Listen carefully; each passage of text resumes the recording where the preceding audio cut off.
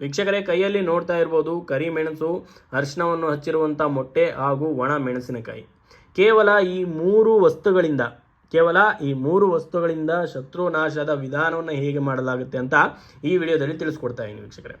ಈ ಒಂದು ವಿಧಾನವನ್ನು ಅಮಾವಾಸ್ಯೆ ರಾತ್ರಿ 3 ದಾರಿ ಸೇರುವಂಥ ಜಾಗದ ಮಧ್ಯಭಾಗದಲ್ಲಿ ಹೋಗಿ ಈ ವಿಧಾನವನ್ನು ಮಾಡಬೇಕಾಗತ್ತೆ.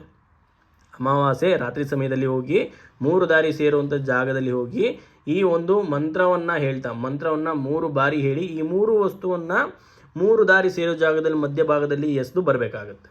ಮಂತ್ರವನ್ನು ಹೇಳ್ತಾ ಇದ್ದೀನಿ ನೋಡಿ. ಓಂ ನಮೋ ಹನುಮತೆ ರುದ್ರಾವತರಾಯ ಹರೀಶ್ ಸರ್ವ ಶತ್ರು ಸಂಹಾರಣಾಯ ಸ್ವಾಹ.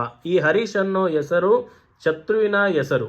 ನಾನು ಉದಾಹರಣೆಗೆ ಶತ್ರುವಿನ ಹೆಸರನ್ನು ಉದಾಹರಣೆಗೆ ತೆಗೆದುಕೊಂಡಂಥ ಹೆಸರು ಹರೀಶ್.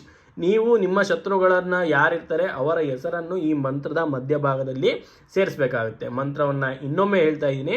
ಓಂ ನಮೋ ಹನುಮತೆ ರುದ್ರಾವತರಾಯ ಹರೀಶ್ ಸರ್ವಶತ್ರು ಸಂಹಾರಣಾಯ ಸ್ವಾಹ.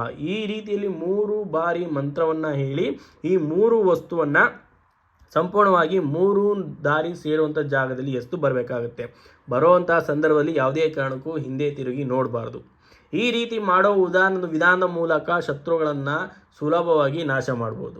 ವೀಕ್ಷಕರೇ, ನಿಮಗೇನಾದರೂ ಗೊಂದಲಗಳಿದ್ದರೆ ಈ ವಿಡಿಯೋವನ್ನು ಮಾಡಿ ನಾವು ಮಾಡ್ಬೋದಾ, ನಮ್ಮ ಶತ್ರುಗಳನ್ನು ನಾಶ ನಾವೇ ಮಾಡ್ಬೋದಾ, ಈ ರೀತಿ ವಿಡಿಯೋ ಅನ್ನಿಸ್ಕೊಂಡು ಮಾಡ್ಬೋದಾ ಅಂತ ಏನಾದರೂ ನಿಮಗೆ ಅನುಮಾನಗಳಿದ್ದು ಅಂತ ಹೇಳಿದ್ರೆ ಯಾವುದೇ ಕಾರಣಕ್ಕೂ ನೀವು ಮಾಡೋದಕ್ಕೆ ಹೋಗಬೇಡಿ ವೀಕ್ಷಕರೇ. ಕೇವಲ ಇದು ಮಾಹಿತಿ ಉದ್ದೇಶಕ್ಕಾಗಿ ಹೊರತು ಯಾವುದೇ ರೀತಿಯಲ್ಲಿ ನೀವು ಮಾಡಿದ್ರೆ ಕಾರ್ಯ ಆಗೇ ಆಗುತ್ತೆ ಅಂತ ಯಾವುದೇ ವಿಡಿಯೋದಲ್ಲಿ ನಾನು ಹೇಳೋದಿಲ್ಲ. ನಿಮಗೆ ಸಂಪೂರ್ಣವಾಗಿ ತೀವ್ರವಾಗಿ ಸಮಸ್ಯೆಯನ್ನು ಅನುಭವಿಸ್ತಾ ಇದ್ದೀರಾ ಅಂತ ಹೇಳಿದ್ರೆ ಡಿಸ್ಪ್ಲೇಯಲ್ಲಿ ಕಾಣ್ತಿರುವಂಥ ನನ್ನ ನಂಬರ್ಗೆ ಕರೆ ಮಾಡಿ.